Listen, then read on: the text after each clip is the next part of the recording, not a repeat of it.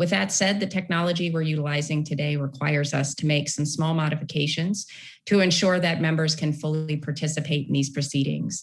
House regulations require members to be visible through a video connection throughout the proceedings, so please keep your cameras on. If you have to participate in another proceeding, please exit and log back in later. In the event a member encounters technical issues that prevent them from being recognized for their questioning, I'll move to the next available member of the same party, and then I'll recognize that member at the next appropriate time slot, provided they've returned to the proceeding. Should a member's time be interrupted by technical issues, I'll recognize that member at the next appropriate slot for the remainder of their time once their technical issues have been resolved. In the event a witness loses connectivity during testimony or questioning, I'll preserve their time as our staff addresses technical issues. And I may need to recess the proceedings to provide time for a witness to reconnect. And then finally, remember to remain muted until you're recognized so that we can minimize any background noise. In accordance with the rules, staff have been advised to mute participants only in the event there is inadvertent background noise. Should a member wish to be recognized, please unmute yourself and seek recognition at the appropriate time. I will now move to my opening statement. For many years, America's innovative spirit has certainly propelled our nation to become the world's preeminent economic power. Our economic dominance, in part, was driven by federal investment in research and development. By prioritizing innovation, the federal government has financed inventions and discoveries that have benefited the economy and improved lives across the globe. Innovations have also increased productivity, made American workers more efficient, and lowered the price of goods and services. Unfortunately, since the 70s, America's lost its footing as the world's most innovative nation. In fact, in the 2021 Bloomberg Innovation Index, the US fell outside of the top 10 entirely. This slowed pace of innovation has profound implications, leading working Americans to experience wage stagnation or outright wage reduction when adjusted for the cost of living.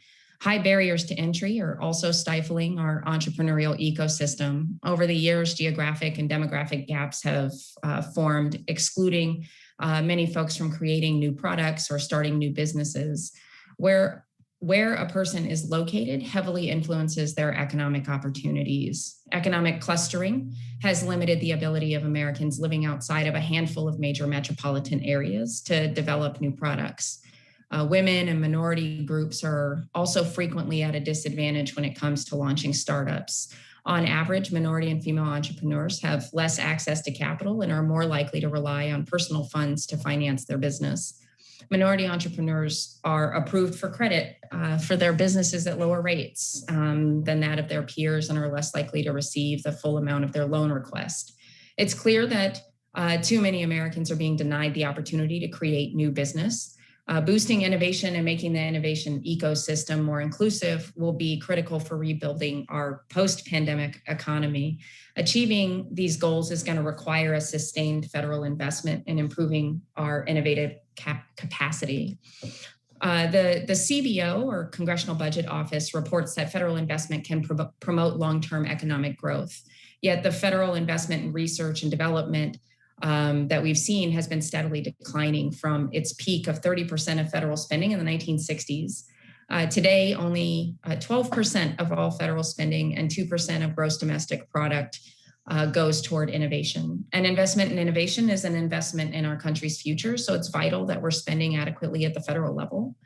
It's critical that we empower existing programs at the SBA to better reach and serve startups and entrepreneurs. For example, SBA's Office of Investment and Innovation, the OII, leads programs that provide high growth small business with access to capital and R&D funding to develop their products. These SBA programs are training entrepreneurs and providing them with mentoring and technical assistance so they can launch America's next great companies.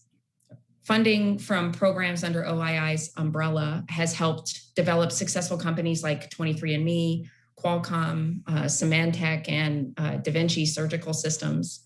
And I hope that today's hearing is going to allow us to examine these programs and find ways to improve SBA's innovation initiatives to help create more startups that will benefit Americans and support our economy. As our country recovers from COVID, boosting innovation is going to be vital to getting our economy back on track. By focusing on expanding innovation to underserved entrepreneurs, Congress can certainly unleash economic potential that has long gone untapped. And I'm going to take this time now to yield to Ranking Member Muser for his opening statement. Well, thank you, Madam Chairwoman. Thank you very much for holding this hearing today. Thanks to all for participating. Small businesses, entrepreneurs, and startups are resilient organizations that continue to innovate and adapt to the ever-changing marketplaces. Prior to COVID-19 pandemic, small business entrepreneurs were opening new factories throughout my district and throughout the Commonwealth and the country, along Main Street, hiring more workers, creating new jobs, manufacturing the next great American products and services really with rapid speed. This was, prior to COVID, in large part due to the pro-growth policy agenda that created a empowering environment that empowered innovators and entrepreneurs to reduce regulations and independence in running a small business. After such a harrowing year for public health that resulted in state and local lockdowns, capacity restrictions, and so many numerous challenges for small businesses, I do believe the entrepreneurship of the economy can thrive again if we make the right decisions to help create the environment to empower that growth. A recent survey of more than 2,500 Goldman Sachs 10,000 small businesses participants found that 78% of small businesses believe 2021 will be better than 2020. That's good, but only 36% believe it will be better than the economy they knew before COVID-19 hit. That's not so good, and hopefully, perhaps that's where we come in. The pandemic impacted business differently based on industry, longevity, location, and other factors. However, meeting small businesses' workforce and capital needs will be a key to the continued recovery in all sectors. I believe this can be an American decade if we do, in fact, help unleash the power of the American innovators and entrepreneurs, but we cannot do that under the yoke of untargeted unemployment compensation supplements, government mandates that don't make sense to business, higher taxes, and runaway inflation, which is just adds a cost to everyone.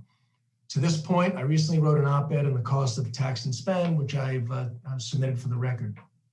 Unemployment incentives continue to, I'll say, plague small businesses with an unprecedented worker shortage. The U.S. Chamber of Commerce poll, the COVID-19 unemployed, found that roughly 49% of Americans became unemployed during the pandemic, say they're not actively or not very actively looking for work. And 61% of respondents say they are in no hurry to return to work. Now, there are various factors for this. We know with the randomness of school closures and just the fear of COVID and other societal factors. But the NFIB June jobs report found that 46% of all small business owners reported job openings they could not fill. So that's the bottom line. As we continue to see small businesses place help wanted signs on their doors, and very often that help wanted sign is followed by $20 per hour, or $19 an hour, or $22 an hour. This is a prime reason innovation and productivity is being limited further and is on the decline. Small businesses across the nation are also feeling. Madam Chair, how am I doing on time? For your opening statement, I don't think that you have a. I see. All right, thank you. I don't want to go too long. But we are dealing with stretched budgets, higher cost of goods and supply shortages.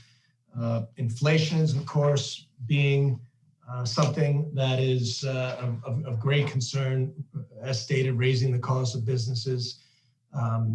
Business owners in as early as this past April to May found that 80% of their cost of supplies are up compared to pre-COVID levels. 22% say that those costs have increased by 25% or more. This is very concerning to the fundamentals of our economy and to the vibrancy of small businesses. And small businesses are reopening their doors to only be met with labor shortage and inflation. There simply cannot be a worse time to raise taxes on the American worker. President Biden's promise to repeal President Trump's Tax Cuts and Jobs Act would immediately raise taxes on small businesses by increasing marginal income tax rates and eliminating the 20% small business deduction. This would, by eliminating the TCJA, this would also decelerate the bonus depreciation, limiting the ability for business to deduct on their capital investments in a 10-year window. It would be extended far past that. So as well, capital gains is a big issue for small business. It directly impacts the returns an entrepreneur will find in their work, but also in the value of their companies. So investing in new ideas and gaining that access to capital would be mitigated and would have a higher level of risk and uncertainty. So reducing potential returns through higher capital gains tax does disincentivize investment and creates additional barriers to access to capital. So we must grow opportunity for our nation's entrepreneurs, not government. The SBA's resource partners and innovation programs that are congressionally authorized remain important and serve as a valuable tool to small businesses. However, we must continue to examine these programs closely to ensure they are effectively and efficiently serving small business entrepreneurs, delivering the value that small businesses need, while also preventing waste, fraud, and abuse. I've spent my fair share of time in the small business world, helping grow a small business. I do know that's where you can learn the most, by dealing directly with small business or being a small business person yourself. But we, as part of this committee and as members of Congress, in helping do all we can to create an environment for recovery and for long-term growth of small businesses, certainly need to listen intently and respond favorably. And that is why I'm very pleased that this committee has been pulled together, and we have those testifying that we do. So with that, Madam Chairwoman, I yield back. Thank you. Thank you, Mr. Musso. The gentleman yields back. I'd like to take a moment just to explain how the hearing is going to proceed. Each witness will have 5 minutes to provide a statement, and each committee member will have 5 minutes for questions. Please ensure that your microphone is on when you begin speaking, and then return to mute when you've concluded your remarks or questions. With that, I'll go through and introduce all of the witnesses. Mr. Muser will introduce a witness as well, and then we'll get started. So our first witness today is Mr. E. Laverne Epp, Executive Chair of the KU Innovation Park. As the leader of the KU Innovation Park, Mr. Epp has experienced and received several rounds of SBA Growth Accelerator Fund competition awards. His work has helped many small businesses and entrepreneurs in my home state of Kansas here to achieve their dreams. And I'm really excited to have him join us to share his expertise today. Welcome, Mr. Epp. Our second witness is Mr. Benjamin Johnson, the chairman of the Innovation Advocacy Council, or IAC. The IAC works to educate policymakers on issues related to innovation, economic development, entrepreneurship, and technology. Welcome, Mr. Johnson. And then our third witness is Dr. Gabriel Burks, the Vice President of Frost Defense. Mr. Burks' company is participating in the Enterprise Works Growth Accelerator, a recipient of the SBA Growth Accelerator Fund Competition Award. And I'm excited to learn more about your company and how the Growth Accelerator has helped in its development. Welcome, Mr. Burks. And I'll now yield to the ranking member to introduce our final witness. Thank you, Chairwoman. Our next witness is Jeffrey McGuire. Jeffrey McGuire is managing partner and co-founder of Clearly Clean Products, LLC, which invented, patented, and manufactures 100% recyclable food trays. Mr. McGuire also was the co-founder of Tavi Tools, which manufactures tile installation tools that are available nationwide through Lowe's home improvement stores. Additionally, he is a certified public accountant and a graduate of the University of Connecticut. This morning, I did have the opportunity to tour Mr. McGuire's company at Clearly Clean's Frackville campus, their office in my district, and certainly saw firsthand the level of innovation, their technologically advanced manufacturing of their high quality and environmentally friendly products. Clearly Clean is all made in America manufacturer that creates eco-friendly products that features that surpass non-sustainable alternatives, which is very important, I think. The company holds the world's only patents for 100% recyclable PET, that's polyethylene terephthalate, perhaps I pronounced that right, overwrapped food trays with a rolled edge. Since acquiring the first of many patents on the rolled edge tray in 2016, Clearly Clean has grown from 3 people to more than 200. And most of that growth has been the last 3 years. Clearly Clean has been named the fastest growing manufacturer in Northeast Pennsylvania 2 years in a row and received the Ameristar Award and the DuPont Award for Packaging Innovation. Mr. McGuire, good to see you again. We all really appreciate you being here. Thank you for taking the time out from your busy day and from your business to answer our questions. And with that, Madam Chairwoman, I thank you and I yield back. Thank you, Mr. Muser. And thank you all again for being here and for your patience as we were getting everything going. We're going to go ahead and kick things off now. I'll begin by recognizing Mr. Epp for 5 minutes. Thank you. Good afternoon, everybody, and thank you for inviting me to offer comment about small business and innovation. And a special thank you and a warm Jayhawk greeting to Chairwoman Davids. Congresswoman, we appreciate your service to our state. You've all read and received my written testimony, which describes the KU Innovation Park and the important role the SBA and particularly the the Accelerator Fund competition plays in supporting our work in innovating new technologies and starting companies. I'll talk about some of those unique attributes that make that fund so important. But first, I'd like to begin with a brief story.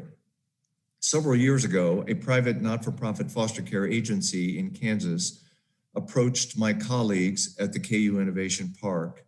As part of its work in placing foster children, the agency developed an algorithm which, through the identification of a field of dominant characteristics, was able to match foster children with foster parents and homes. Match.com for foster kids. The effectiveness of these matches was validated by research conducted by KU's Distinguished School of Social Welfare. What followed was the development of ECAP, Every Child a Priority, a software platform. It was an innovative solution that reduced placement of foster kids, the cost of multiple placements, and in the process, improves the lives of children. A new small business was born. Today, Foster Care Technologies has engineered over 25,000 placements in numerous states and counties across the country. The company was created, capitalized, and managed by the KU Innovation Park and its small team of professionals. These resources were funded in part through the SBA and the Growth Accelerator Fund competition. Over the last 6 years, the Innovation Park has received over $200,000 through the Accelerator Fund competition. We have another pending grant today. We have used those funds to provide impact assistance to entrepreneurs who discover new technologies and then commercialize them. Innovating, producing jobs, it's become a catalyst for creating small businesses. Small businesses like Claro Biotech, another company that was created in the laboratory of former KU professor in chemical and petroleum engineering, who through her remarkable career has become a prolific inventor. Clara Bio's technology helps enable medical breakthroughs using exosomes by solving the critical issues of purification and isolation.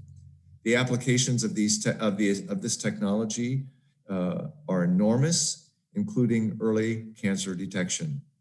And with the help of the Innovation Park and our team, the company recently achieved a major capital raise. The Growth Accelerator Fund competition was part of this important underwriting, giving the company resources and funding to acquire that capital. The Accelerator Fund's unique attributes serve small businesses like Foster Care Tech and Clara Bio. The fund is valuable because of its flexibility and minimal burden on entrepreneurs themselves. It's valuable because it's relatively free of restriction, allowing multiple uses with minimal tracking and reporting. And the Accelerator Fund competition is valuable because it supports organizations like the KU Innovation Park who work closely with early stage companies and develop intimate understanding of their needs and potential, usually at critical junctures in the company's life cycle. Companies like Foster Care Tech and Clarabio are alive today in part because of the Growth Accelerator Fund competition. Thank you to each of you for recognizing the value of small business and the innovations that lie at the heart of their creation. They are worthy of your support, and I thank you. Thank you, Mr. Epp. And Mr. Johnson, we're going to go ahead and go over to you. You are now recognized for 5 minutes. Thank you very much. Good afternoon, Chairwoman Davids, Ranking Member Muser, distinguished members of the committee. My name is Ben Johnson, Chair of the Innovation Advocacy Council, a national coalition for innovation-based economic development. I'm honored to join you here today. My work with small businesses started 17 years ago in Southern Indiana, coaching entrepreneurs and making loans to businesses like painting, landscaping, catering services that lifted families out of poverty. And for the last 16 years in St. Louis, I've seen how growing an industry cluster around a community's innovation strengths can help transform a regional economy. But today I represent a broader network. The IAC is the policy arm of SSTI, which represents more than 150 organizations across 44 states, including state and local economic developers, universities, nonprofits, and small businesses, all dedicated to creating a better future through science, technology, innovation, and entrepreneurship. Based on the successes of our members, I'd like to present 3 principles that drive impactful economic development, especially through tech-based small business growth. 1, job creation is best fostered through locally designed strategies that capitalize on unique regional strengths. 2, the needs of innovation-based businesses, and therefore the tools and talents necessary to support their growth, are different than traditional micro-enterprise or so-called Main Street businesses. And 3, the programs specifically targeting innovation businesses like SBA's growth accelerators and regional innovation clusters are necessary complements to other existing support for traditional small business, especially in rural communities and among women and minorities. On principle 1, my full-time job is with BioSDL, a consortium of 50 corporate, philanthropic, academic, and public sector leaders dedicated to leveraging St. Louis's research and industry strengths in medical and agricultural sciences. We capitalize on those strengths to build homegrown startups, attract innovation from across the globe, and harness entrepreneurship to foster a wholly inclusive ecosystem, bridging urban and rural economies. In other communities, the strategies and sectors differ based on the assets and history and geography and population and even personality of each region. While the shorthand often is build the next Silicon Valley, successful regions recognize there's only one Silicon Valley, and the right mix of business supports and the right organizations to deliver them vary depending on the needs of a unique market. Second, innovation-based businesses create high-quality jobs and result in a higher standard of living. They modernize and diversify regional economies, and they solve global challenges like feeding a growing population, curing disease, addressing climate impact, and ensuring national security. But they're different. They vary in the type of support they need to mature a technology from idea to market. In capital raise, they often take longer to reach revenue, and so traditional models of bank and even SBA financing often don't apply. And they vary in that their industry-specific networks must be deeper and more defined than the broad networks generally applicable to all types of business. Third, I don't envy my peers at the SBA and its resource partners. They must be generalists, triaging all types of businesses from pharma companies to flower shops. And that's where innovation-focused programs augment the resources of SBA. Programs like the SBIR and SBA's FAST program, and especially growth accelerators and regional innovation clusters, provide communities with the perfect complements to SBA's array of other activities. They're designed specifically to address the needs of innovation businesses, recognizing there's no national economy, rather a combination of regional economies that differ in their strengths and needs. and no one type of organization positioned to support all the needs of all types of business. Growth accelerators, as you heard, catalyzes a wide array of small business supports. Clusters augments SBA's broad activities with specific deep domain expertise. Allowing regions to define their own unique clusters enables growth of distinct and diverse communities across the country. From advanced wood products in rural Appalachia, Southeast Ohio, to smart grids in Chicago and unmanned aerial systems and manufacturing in Kansas, to defense in Minnesota. Clusters are the unique glue that bring people together, that align business supports in a system, and that augment the programs of SBA. But these programs need additional support and direction from Congress. Flexibility in the Growth Accelerator program to allow for a wider range of project types, and clusters should be fully authorized, especially because a recent interpretation from SBA narrowed the eligible applicant organizations. Congress should provide clarity to establish a broad range of eligible applicants and allow freedom for regions to define their own types of support. Thank you for the opportunity, and I look forward to more discussion and questions. Thanks. Thank you, Mr. Johnson. The chair will now recognize Dr. Burks for 5 minutes. All right, so I'm Dr. Gabriel Burks, Vice President of Frost Vincent Biotech Incorporated and postdoctoral research associate in the Department of Material Science and Engineering at the University of Illinois, Urbana-Champaign. So I'm delivering this testimony today on behalf of Frost Defense and Biotech, positioning for more programs and federal investments that support innovation and entrepreneurship. So we are a National Science Foundation, SBR Phase 1 funded startup company who specialize in the development of polymer and analytics-based solutions to mitigate early spring frost damage in vineyards and other fruit crops. Late spring frost causes more economic losses to agriculture than any other climate-related hazards, costing growers more than $10 billion annually. And to quote one of our vineyard partners, we need a frost prevention and risk management technology like we need water for our vines and trees.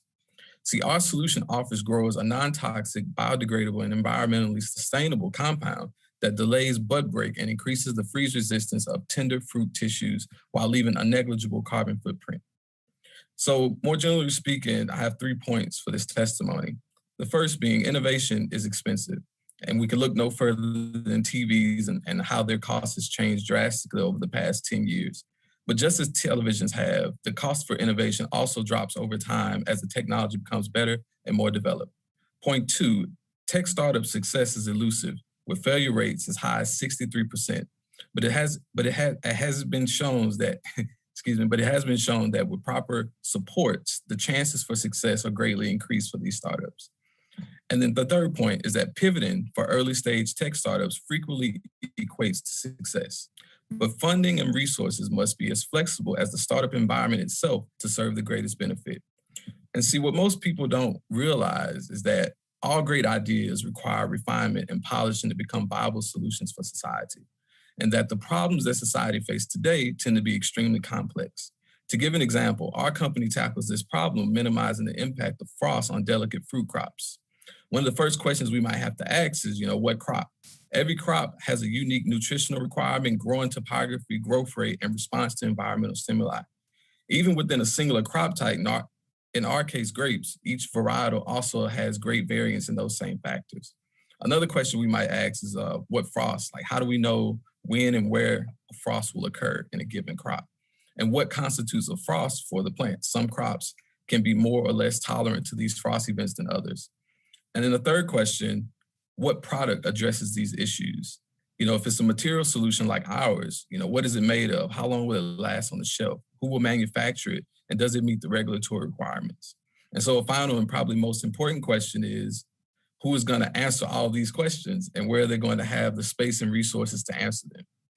So our team is extremely interdisciplinary in that it comprises a team of, we have a plant physiologist, a polymer scientist, atmospheric scientist, statisticians, agronomists, a systems engineer, a civil engineer, a data specialist, among many others. And this list doesn't include our team of accountants, business managers, regulatory experts, attorneys, and other critical business experts. Our major successes as a company have come as a direct result of timely funding and support from several sources, including university, incubator, private, and federal.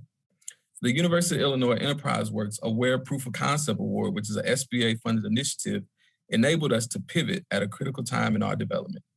At the time of the award, our company had recently completed a field trial where we did not obtain the results that we expected. But we did discover what we thought would be several key factors for our success going forward. Aware funding allowed us to quickly test our new hypotheses over a 3-month time period and develop a new version of our product that would be field tested again shortly after and be found to be a success. This success will go on to serve as the backbone for our petition for new funding. The startup world moves fast, and this funding was available to us quickly and was sufficient for our necessary technology pivot. Without this funding, we may not have been able to develop and quickly test our new product ideas. We have a viable product today and have been able to stay on schedule with our company growth because we were able to change and test our product within a timeline synergistic with the grape growing season. Technology startups have traditionally been leaders in new job creation and the competitive salaries. If our company successfully moves on to phase 2 of the NSF SBR program, our business will entail the creation of upwards of 20 new tech jobs with nationally competitive salaries. And when we move on to commercialize our product, this number will likely double. So finally, the COVID-19 pandemic has changed how we all have had to conduct business, but our funding and infrastructural supports have given us a means to adjust to the circumstances of potential new partners. So with that, this testimony positions for more programs and federal investments that support innovation and entrepreneurship for the sake of successful tech startups and the prospects of new job creation. So thank you all for your time and opportunity to share with you today. Thank you, Dr. Burks. And next, I will recognize Mr. McGuire for 5 minutes. Chairwoman Davids, Ranking Member Muser, and members of the committee, I'm honored to have the opportunity to testify today on innovation's impact on jobs. My name is Jeffrey McGuire, and I'm a managing partner at Clearly Clean Products, LLC, which is based in Schuylkill County, Pennsylvania, and has 9 locations. Our company invents and manufactures 100% recyclable food trays, most notably the roll overwrap tray. This patented tray is made from recyclable PET plastic, and its rolled edge does not tear the overwrap film on packaging for meat, poultry, produce, and seafood. Our goal is to provide a sustainable option to foamed polystyrene, more commonly known as styrofoam. When we began, we were told it would be like David versus Goliath. We invented an eco-friendly overwrap food tray that the industry said was impossible to manufacture up against an entrenched industry of big-name companies. Fast forward to today, and we're blessed to have grown from 3 people to more than 200 people in less than 5 years. And we're forecasting our sales to double in 2022, creating even more jobs. What's at the heart of our growth? Innovation. And what's at the heart of innovation? Patents. These Goliaths I mentioned are now imitating our product, and we've been forced to take legal action to defend our patents. Time and money that could have been spent on innovation is instead being spent on protecting our patents from others who seek to capitalize on them. We won our first case, but now our patents are being challenged at their very core at the U.S. Patent and Trademark Office via an IPR by a large company with extensive resources. We're confident in our numerous patents and will continue to fight the good fight, but not all small businesses can. What would be helpful is a policy that requires company challenging the validity of a patent via an IPR to pay for the patent owner's legal fees if that challenge fails. Without this safeguard, small businesses are forced to dig deep and defend what was theirs all along, and innovation suffers. Another challenge we face is difficulty hiring employees. We would hire 50 people today if we could, but we can't. The supplemental unemployment and stimulus checks are keeping people home. We're competing with the government and can't afford to. Before the COVID-19 pandemic, we started employees at the higher end of the pay scale. Now, our daily debate is whether we raise hourly rates to an unsustainable level to attract new employees or we stop growing. We recently learned that one large company in our area has increased its wages to $25 an hour. Other large companies will likely follow suit. Small businesses like ours are caught between the government and the deep pockets of big business. In the future, when we face a similar situation, we recommend policies that include funding for small businesses to provide supplemental wages to the employees who continue to work. This would help stimulate the economy by providing bonuses to the working.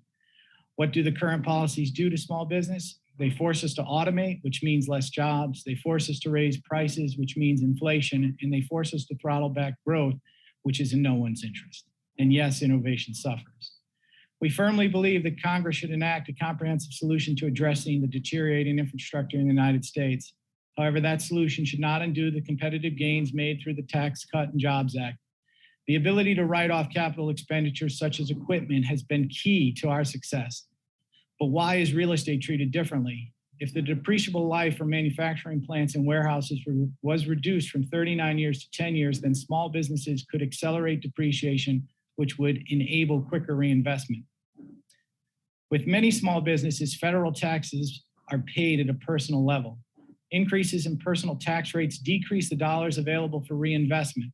So when Congress increases the personal tax rate, it punishes small businesses, and once again, innovation suffers.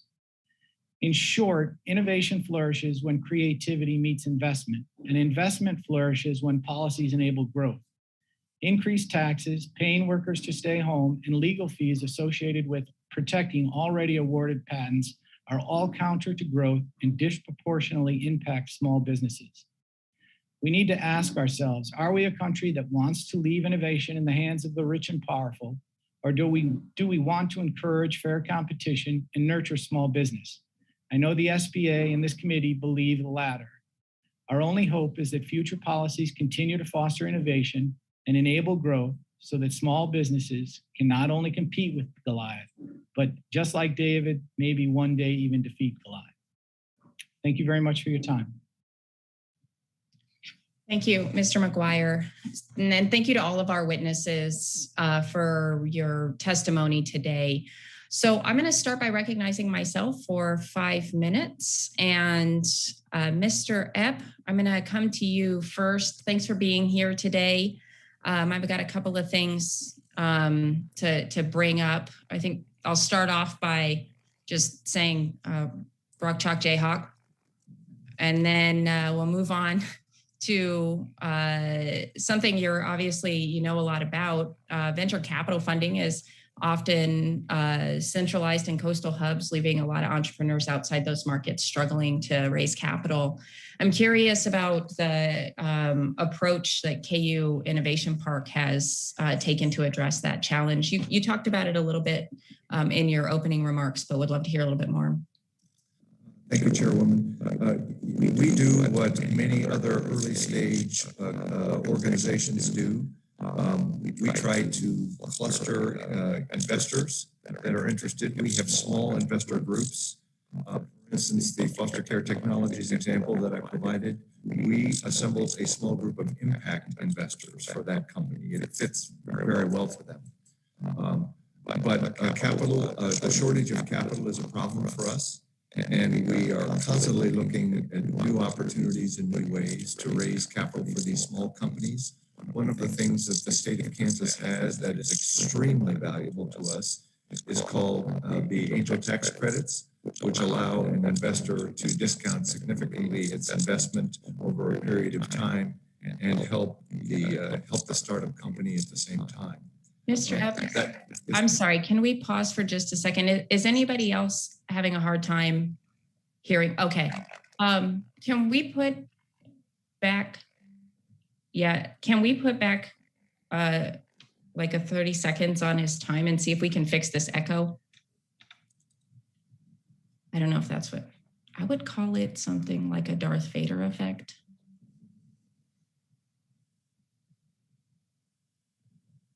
Maybe, Mr. Epp, can you say something real quick? Yeah, my sound is really quite good. I mean, I can hear all of you very well, so I don't have a problem. So, and I think I haven't changed anything with my microphone, so I don't know what's happening.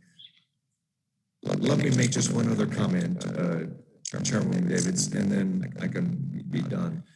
When you think ahead about the role that SBA might play in helping early stage companies, some type of a venture fund or creating some type of incentive for venture funds would be very, very helpful because it can be seed for some of these very early stage companies. And each of the witnesses today, Mr. Johnson, Dr. Burks, and Mr. McGuire all referenced that. And I think that could be extremely valuable. Thank you, Mr. Epp. And actually, I'm going to come to Dr. Burks next. I would love to hear a bit about the experience you all had participating in a growth accelerator and how that participation impacted your business long term from what you can see so far. Right. So being affiliated with the University of Illinois Incubator, it's been tremendous in the sense that it's given us a home to conduct innovation, a place where we can do research. And the staff here is phenomenal. It's that they surround you by business professionals and all these resources, and their events and professional development seminars that are in alignment with early phase startup growth. So just being in that environment really helps accelerate our own growth. And then when we interact with other companies, if we want to form a new partnership or if we need to reach out to figure out manufacturing needs, just having a place, that is solid and foundational for us is super, super key. So, and then with that, things like the SBA funded Aware Grant, right? This proof of concept award, it came from this incubator space. So all these opportunities to continue to push the idea forward. So if you do have a setback, it's not like, you're alone. If you have an idea and you're alone, you're at home and then it goes away and then you lose this whole company idea. But when you're supported by an incubator, if you have a setback, you have someone there to say, oh, you failed here or something went wrong here. Don't worry about it. We have these resources or access to these resources and people that can kind of keep you going. Because as a startup, there are all kinds of hurdles that come up that you don't know are going to come up. And so being able to pivot and adjust to those different hurdles quickly is extremely important and extremely valuable for us. Thank you.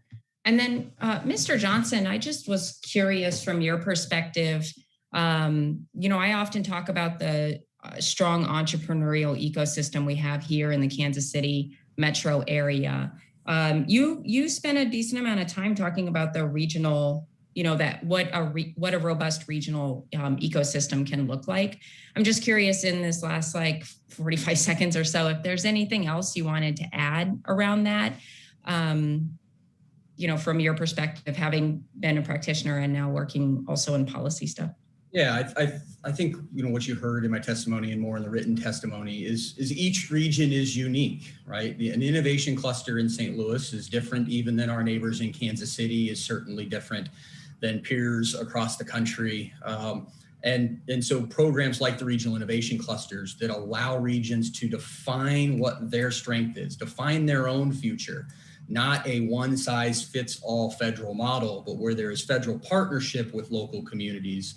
That's where I think we democratize, for lack of a better term, the clustering that we typically see on the coasts or in metropolises, and we bring that to the heartland, we bring that to rural communities, we better engage women and minority communities traditionally left behind in the tech economy. And so that organizing thesis of regional innovation clusters is unique and really can help drive innovation-based job growth. Thank you. Thank you, Mr. Johnson. My time has expired. I will now yield to Ranking Member Muser for 5 minutes. Well, thank you again, Madam Chairwoman, and certainly thanks to all the testifiers. All of your opening statements were very interesting and appreciated.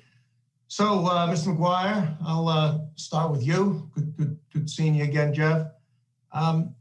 So in your testimony, you talked quite a bit about the importance of tax cuts, particularly related to the Tax Cut and Jobs Act. And of course, with small businesses, it was a 20% small business deduction. And clearly that creates a more competitive atmosphere for small businesses. So if that tax cut were to be repealed, what impact would that have on you and your employees?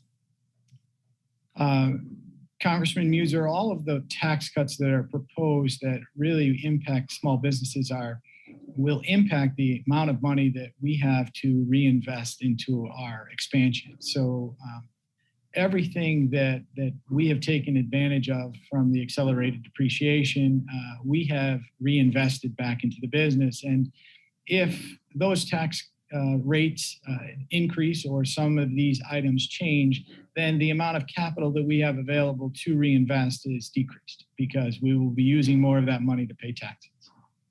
The bonus depreciation is a particular concern to you, and we discussed that earlier today. Could you elaborate a little bit on how advantageous that was to your company? Sure. Over the last year, we added 5 production lines to our facility in Frackville.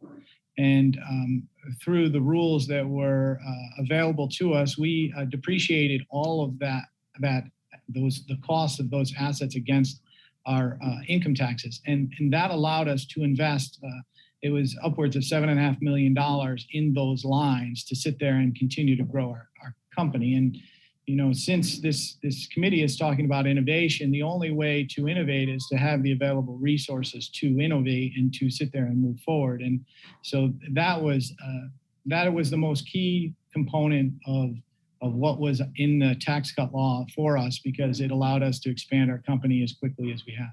Yeah, you obviously have some real smart people, but that ability to invest in that technology, that was my next question. That had a great impact on your ability to innovate and be on the cutting edge with your products. Oh, absolutely. I mean, you know, we are in a sustainable part of the economy. I mean, we're trying to provide recyclable trays to food packaging companies. You'll see them if any of the representatives go or Congress people go to their local grocery store. You'll see it in a chicken aisle or in that part of the grocery store. But those tax advantages were very helpful in allowing us to grow and then grow as quickly as we did. And without them, we would have reduced our growth and stopped moving forward, because it would have been impossible for us to sit there and go out and obtain the capital that we needed to deal with the sales, because every bank is going to sit there and look at you as how much are you selling, how much can you afford, and you know, they were very helpful. We greatly appreciate them. Well, that's great. Well, it's imperative that we do not let those get repealed. And I was also interested in what you had to say about patents and the legal fees being the responsibility of the opposing those who were trying to infringe upon your patents. So hopefully that's something we can work on as well. Well, I appreciate it very much. Do you want to say anything more about the patents? No, I mean, I would tell you this: patents for small business are really important for growth. I mean, both of the startups that I've been working with, we had patents that we leveraged to sit there and grow our business. And if someone challenges your patent, if a plaintiff challenges your patent, I don't mind if they win and I'm fighting, and I lose. I will pay my fees if I lose. But if they challenge me and we win and their claim was not valid. Basically a tort situation. All right, thank you. A quick question I'd like to just ask Dr. Birx, if I could. Doctor, can you just tell us what you think the biggest need for startup companies or growing companies? You had a lot to say there. Maybe you could just offer a quick comment on that. I would say the biggest need, I think one of the biggest challenges we face early on is, so because we saw very big scientific or tech problems, sometimes putting the initial teams together, people, you can get people to work sometimes on volunteer. You may give away some equity to get them to volunteer to work with you. But, just getting those people in the beginning to even solve that problem or to get to a viable product, sometimes that can be kind of cumbersome. So assistance early on is important. And I would also add that having the ability to pivot like the funding allowed us to do, just that flexibility. So these different startup markets go quick. And sometimes you need the money on some timeline that's not on that funding timeline. And so having the ability to get something quickly in and out and really continue to push forward and stay on schedule could be really, really important. That's great. Well, Madam Chair, I am past my time. Dr. Birx, sounds like red tape is not your friend. And as a former business person, I can appreciate that very much. So thank you very much, and I yield back. Thank you. The gentleman yields back. The chair will now recognize Rep. Newman for 5 minutes. Thank you, Madam Chair, and thank you, Ranking Chair, for putting this discussion together. Always very helpful. So a couple of things. Agree. By the way, Mr. McGuire, I agree with you on your patent situation. It's okay to challenge things, but then don't penalize people on the back end. So I'm with you on that. Secondly, as we all know, in the proposed increase for the largest of large businesses, it does not include small business, just as a friendly reminder to everyone. So it's good news report from my office. And then thirdly, what I'd like to address with perhaps Dr. Burks is you made some interesting comments, and I think this is so relevant. Being a former small business owner, getting the right people in the right jobs is critical, right? And then knowing where to go, and then knowing where to go for the right resources, not just financial, but expertise. Those are really critical things. So this is a blended question for Mr. Johnson and Dr. Burks is, what if we extended the Community Navigator program that's currently in PPP and EIDL and some of the other SBA programs into an RFIC designated line item, where in fact these incubator and business groups could get funding to give companies like yourself expertise in very specific areas. And sometimes it's HR, sometimes it's accounting, sometimes it's legal, sometimes it's in innovation. So I'll go to Dr. Burks first. Is that something that you think would be useful coming from that type of organization? I think that kind of supplement would be tremendous. So in a way, the incubator space does that, right? So we get help in paying for business management. So we have personnel who can take care of some of the accounting things and help us out. So from what I'm hearing, it sounds like what you're saying is an extension of that, where we may need personnel to do, some type of material development. Maybe we can maybe kind of, any kind of supplement to help us pay for these things that are expensive early on.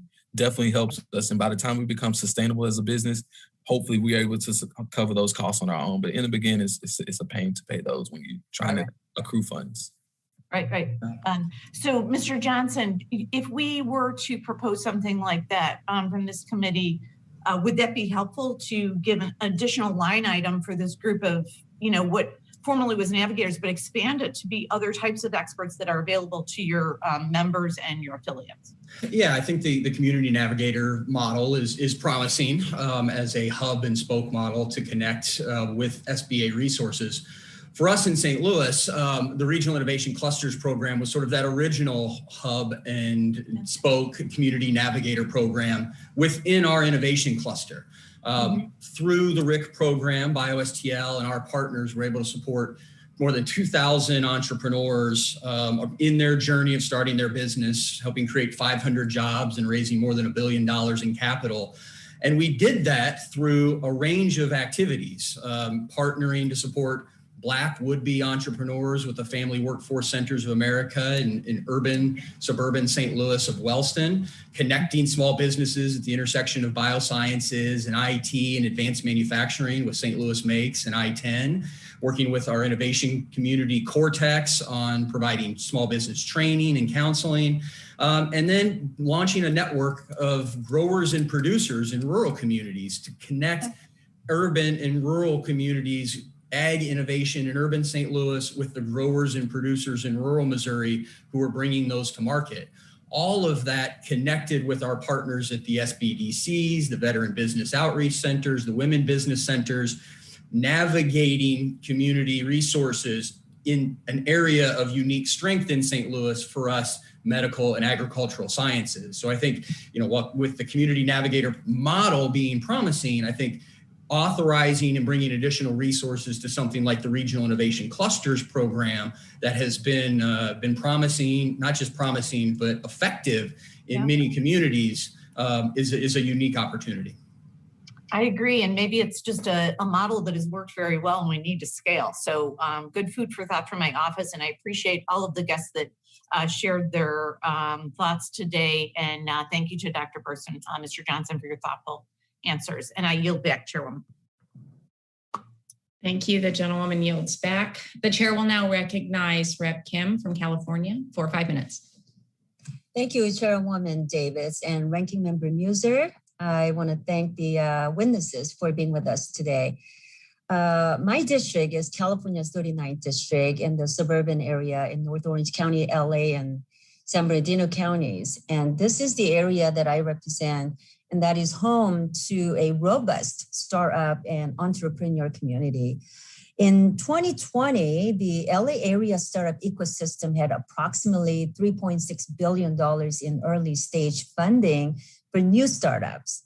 But in contrast, the average startup ecosystem globally received about $431 million in early stage funding for new startups. And in Orange County, early stage venture capital investment has grown from $107.5 million in 2010 to $404.2 million in 2019. Unfortunately, the administration's proposal to increase taxes on long-term capital gains will likely disincentivize investment on our entrepreneurs. So I'm concerned that the proposal to increase the marginal tax rate will punish small businesses categorized as pass-through entities, such as sole proprietorships. It's worth noting that 95% of businesses file their taxes as pass-through entities.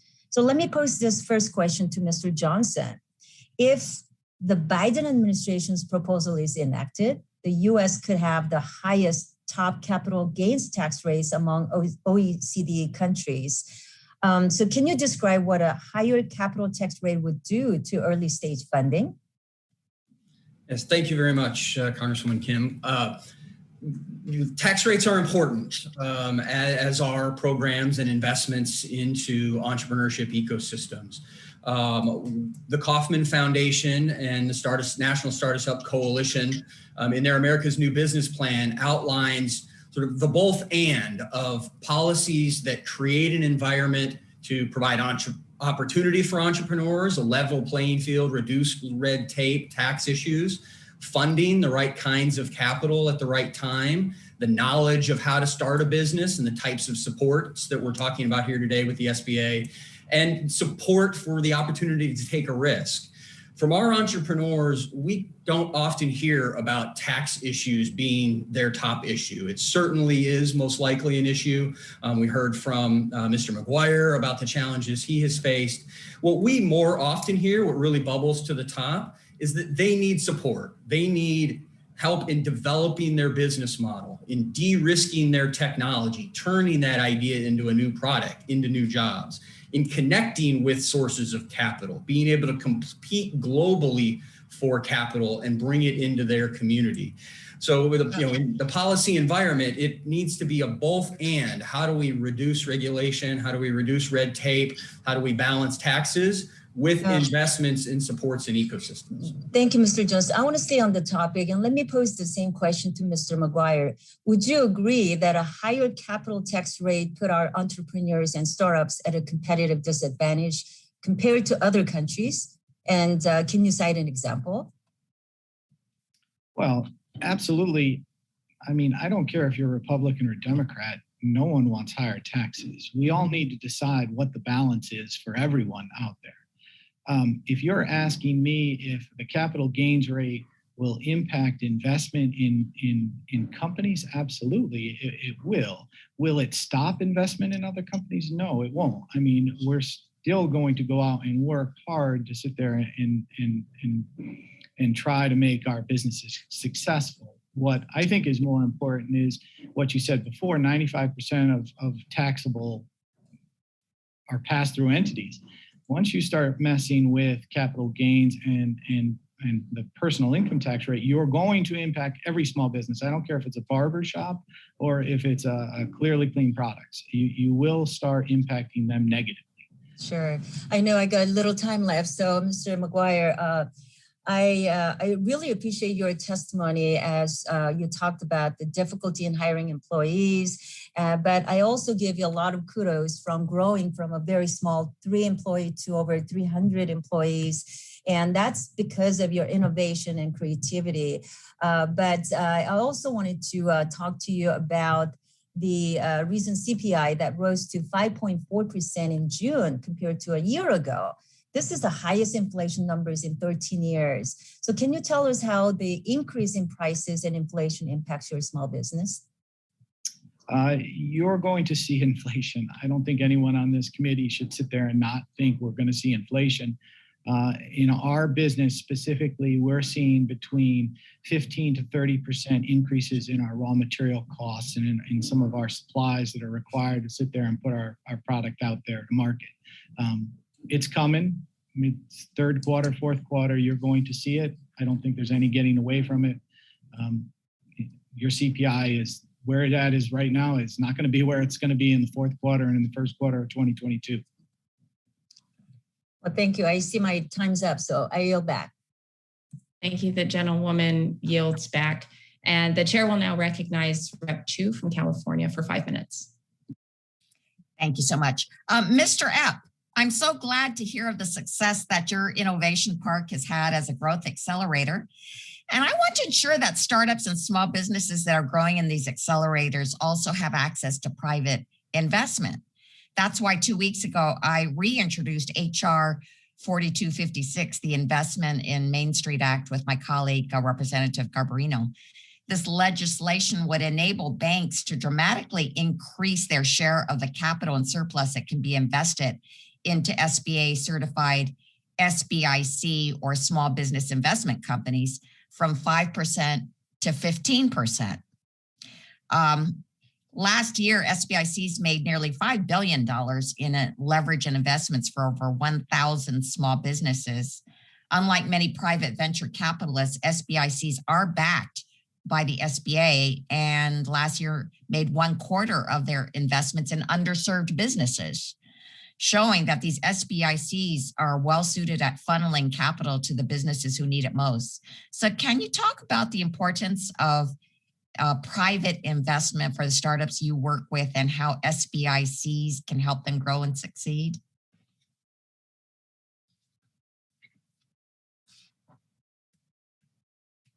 Oh, can you unmute?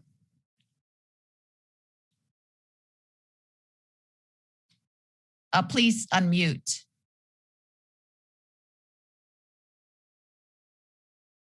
Can you hear me now, please? Yes. I switched to a different channel because I was having trouble before using my phone, which is why you saw the mute engaged there.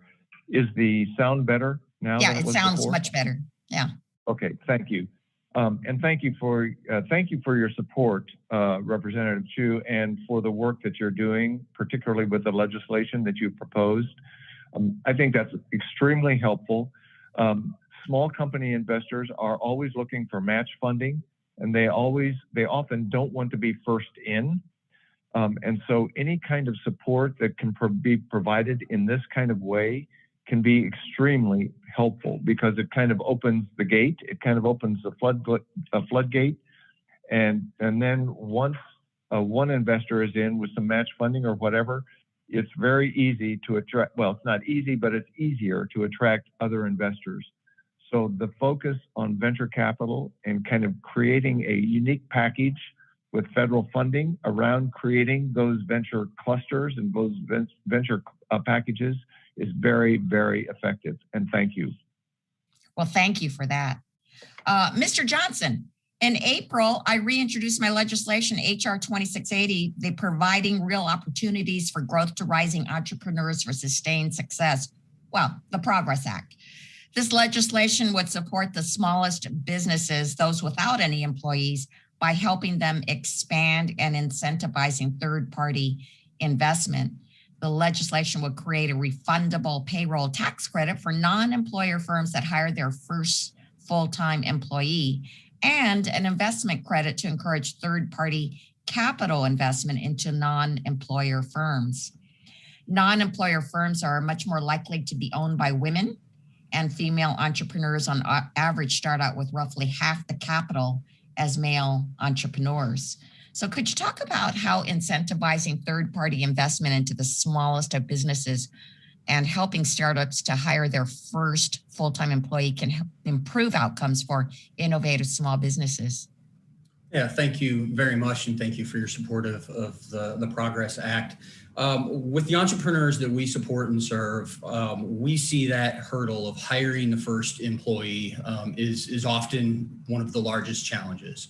accompanied with de-risking technologies and trying to bring talent on the team, as Dr. Burks referenced, that taking the leap to hire the first employee is a big gap.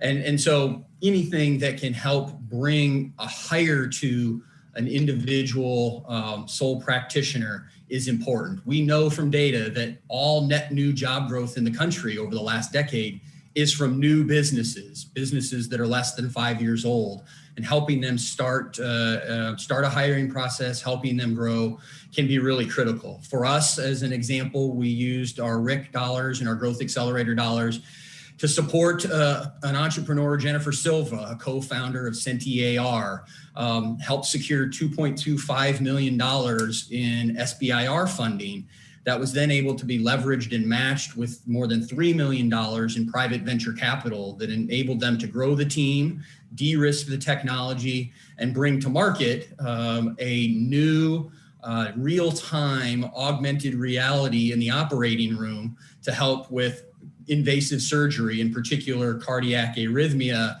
when you have an irregular heartbeat. And that hurdle to be able to leverage those dollars to hire the first people team, to bring on sales and regulatory expertise was really critical. Thank you. Yield back. Thank you. The gentlewoman yields back. The chair will now recognize Rep. Van Dyne from Texas for 5 minutes. Great, thank you. I've been having a hard time with my volume, so I'm hoping that you guys will be able to hear me. If not, I can dial back in. But I want to thank you, Chairwoman Davids and Ranking Member Muser, for holding this hearing today. This past Tuesday, the Labor Department reported its highest 12-month consumer price index increase since August 2008. In addition, in June, the National Federation of Independent Businesses found that the number of small business owners raising prices was the highest since 1981. A third of small businesses are facing supply chain disruptions, and nearly half of those businesses have job openings they can't fill. As a former small business owner and entrepreneur, I can tell you that no counseling or training can overcome tone-deaf federal policies. Innovators must understandably cross a high bar to succeed, but the federal government should not raise that threshold by threatening higher taxes and paying a qualified workforce to stay unemployed. I want to reiterate that point for those who have never run a business before. It's incredibly difficult to run a business with thin margins when you can't hire workers, and much needed dollars are sent to federal coffers instead of reinvestment in innovation.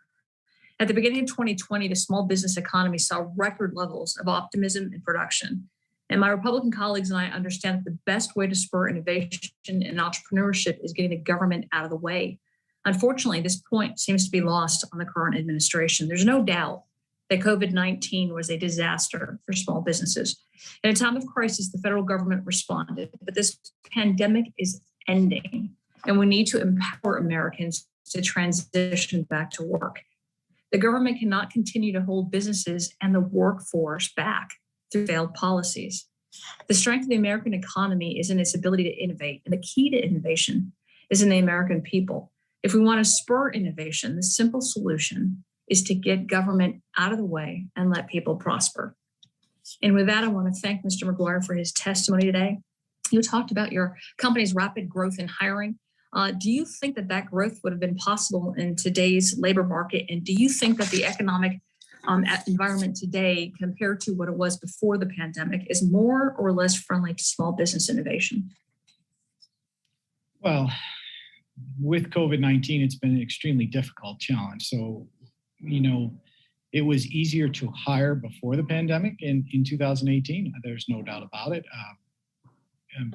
We have gone through an incredible phase in trying to deal with our situation and trying to have the appropriate people on the production line to make things work. But there's no doubt that it's been more difficult, much more challenging right now. And the current situation, I don't see it getting better for the next 6 months.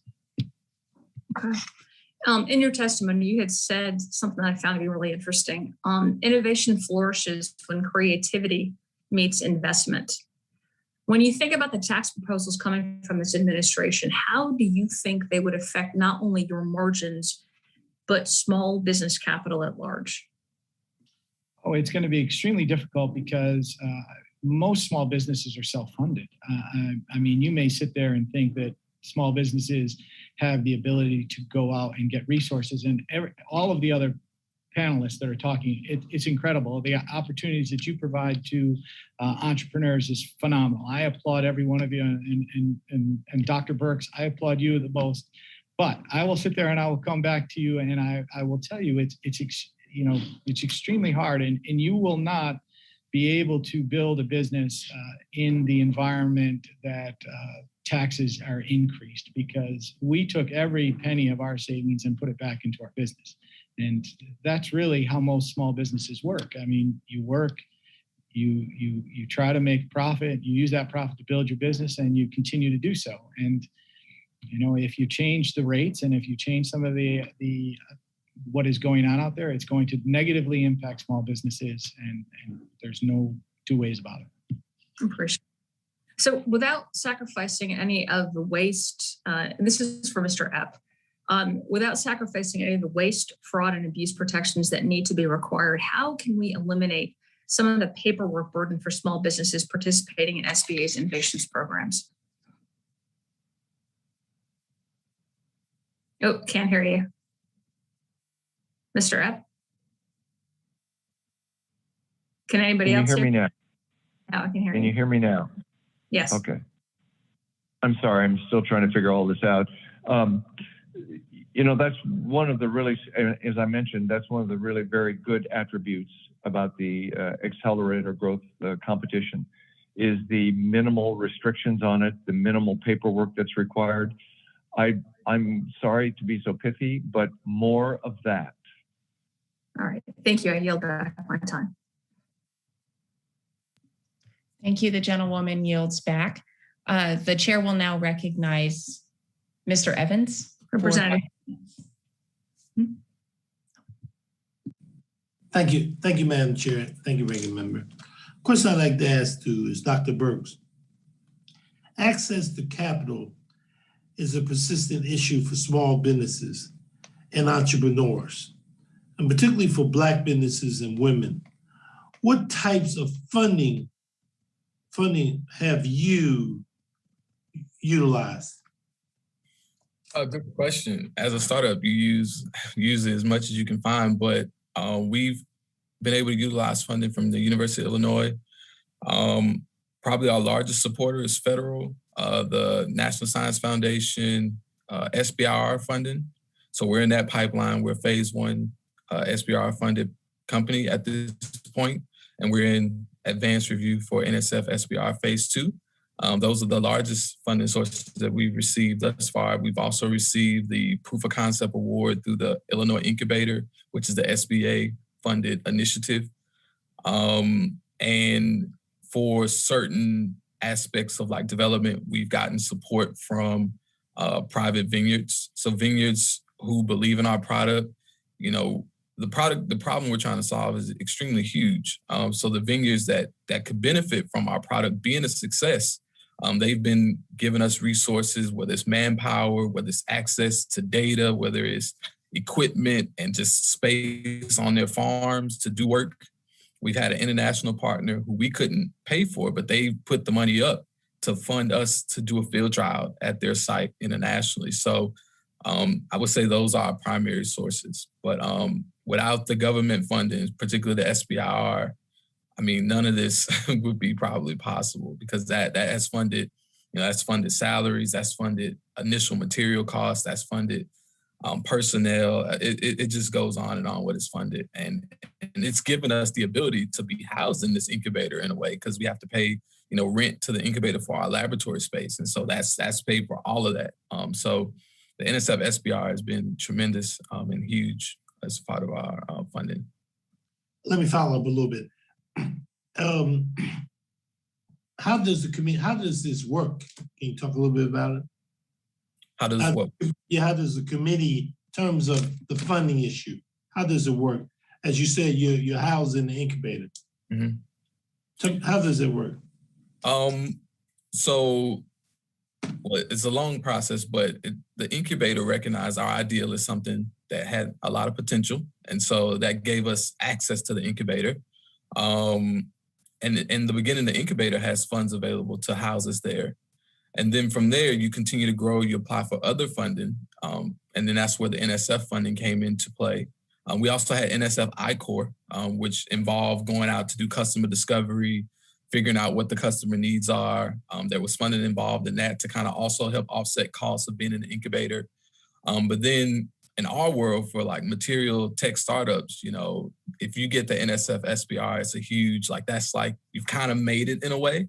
And so from there, you use that funding to continue to develop your efforts in this incubator. And the hope for the incubator is that they can give you all the resources that you need so that you can eventually fly away on your own and be able to be a self-sustaining business. So we have to apply. And so the NSF SBR has a vetting process where basically we submit our idea in an organized scientific way, and it's vetted by other scientists for its technical feasibility. And then after that, it's kind of vetted from a financial standpoint to see if it's financially suitable and like our money and things like that add up, and we're a responsible company in our accounting practices. So, but it's nice because it's scientifically vetted first, which means there's a higher likelihood that what we're proposing is going to be technically successful going forward. And then, as we all know, all the business owners here know, you know, just because you're a good scientist doesn't make you necessarily a good business person. So then there's this leap that we also have to make to become good business people, or to hire good business people, or to have good business advisors to help us grow in that capacity as well. I'd like to thank you, Dr. Burke. I yield back the balance of my time, Madam Chair. Thank you. Thank you. The gentleman yields back. And I want to start off by saying thank you to all of our witnesses today. Definitely appreciate you being here. You know, your compelling testimony has certainly helped shed light on the importance of SBA's innovation initiatives. And of course, as always, input from stakeholders is folks like you, it's critical as we make our innovative ecosystem more inclusive and prolific here in this country. We have more work to do if our country is going to reclaim the title of world's most innovative. Small businesses are going to play a critical role in achieving that. And that's why we have to work together on this committee to ensure the SBA programs have the support that they need to guide entrepreneurs and ensure that they have the support they need to support the entrepreneurs with what they need. So I'm looking forward to working with members on this committee to ensure that these programs are operating at their full potential and serving small businesses effectively. And with that, I would ask unanimous consent that members have 5 legislative days to submit statements and supporting materials for the record. Without objection, so ordered. And if there's no further business to come before the committee, we are adjourned.